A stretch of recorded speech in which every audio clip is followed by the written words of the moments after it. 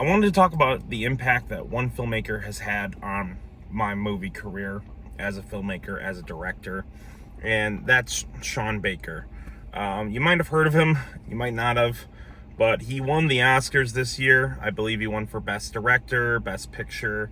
I didn't watch the Oscars, so I'm just getting information secondhand in that regard, but that's what I heard. I watched his film Anora the other night, and I was really moved by it. I thought it was a really great movie, and I started to sort of reflect on my connection to Sean Baker's work. I first heard of him on the scene when he made a film called Tangerine, and I remember it being a very interesting and inspiring tale, and also one that I was like kind of perplexed by at the time, because this was back, I believe, in 2015 when he made that film. And he had used the iPhone, it was like the iPhone 5 or something like that, to shoot a feature film called Tangerine. And I remember like it being a weird time because like the DSLR boom was sort of at its like forefront at that moment. So I remember being like kind of perplexed, like, why would you use the iPhone when you have these great DSLR cameras?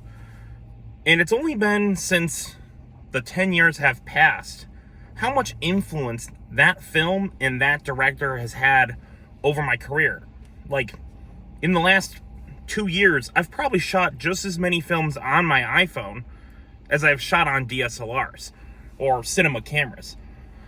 And I think there's something really inspiring about making a film with something that's so compact, so light, so able to get unique angles. And it's really just an interesting way to create, because you really can't get the type of grittiness from any other camera than that iPhone, in the sense that it feels real. Like when I'm trying to like convey reality to an audience in terms of like, if let's say it's trying to convey that it's a real film, like it's like something that's in the world real, I think an iPhone is just like the perfect way to convey that, because it feels like reality. iPhone cinema doesn't feel like any other type of cinema. Film has this dreamlike kind of quality to it. Digital has sort of like this sort of super hyper reality where it feels real, but it also feels like the dynamic range and the way the images are pushed is so much, maybe not better than the human eye, but like feels like it can capture a more aesthetically pleasing version of what reality looks like. But the iPhone feels like something that just kind of presents reality how it is. I'm not talking about like lenses and all that stuff on the camera. Obviously, that might not exactly, present the reality the way we see it.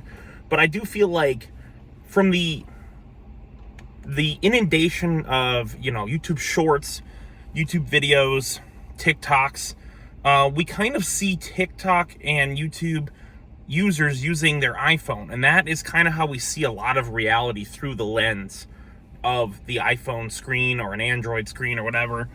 And whenever I'm making a film and I want to convey that reality, I think about that. I made a movie called Waste Management, and it's about these guys who are doing this like sort of like drug money heist through the waste system, and they sort of record it through their iPhone because they want to sell it to like one of those like like one of those channels that shows off like crazy stuff like Vice.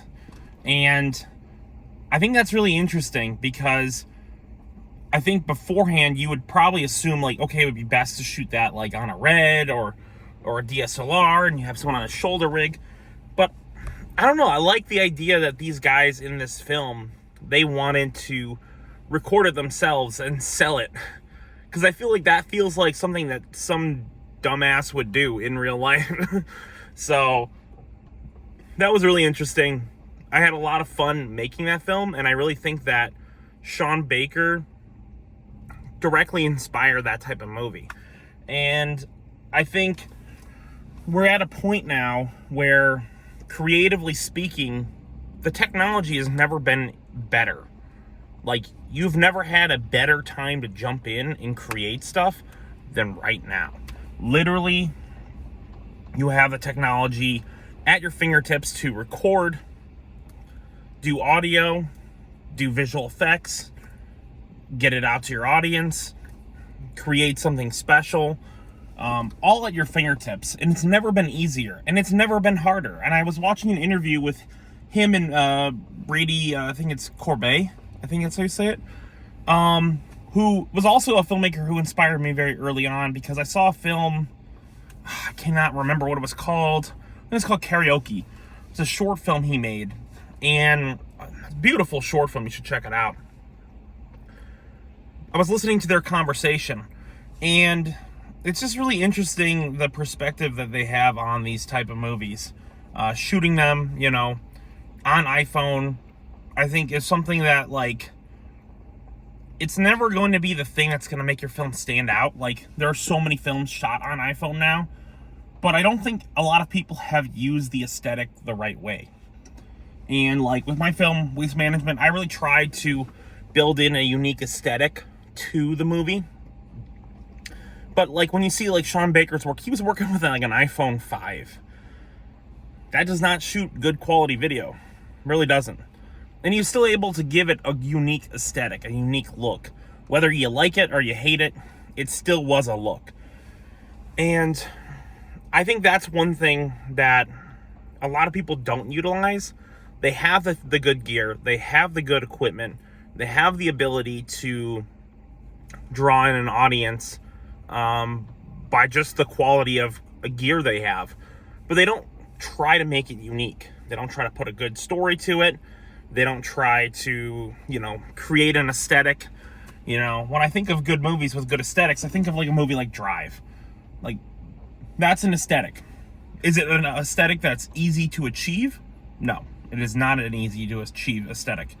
So many people try to achieve a Drive-like aesthetic, when in reality, their budget might be more of a Tangerine aesthetic. Perhaps your film needs to have a very rough aesthetic. Perhaps your film needs to have a very, clean aesthetic. Perhaps your film needs to feel very like boots on the ground, sort of like someone just recording. And perhaps your film needs to feel very professional. If you're trying to go for a highly polished look, the iPhone is not going to be your best bet. If you're trying to go for a very rough, around the edges aesthetic, the iPhone's probably the perfect look for that. So just try to use your equipment intentionally, because you never know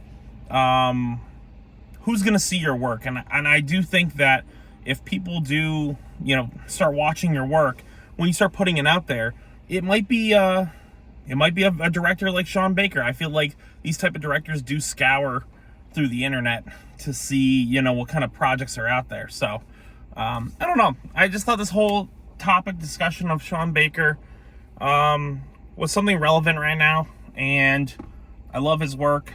I love him as a filmmaker. And I'm very, very excited to make the next 10 years of iPhone cinema, DSLR cinema,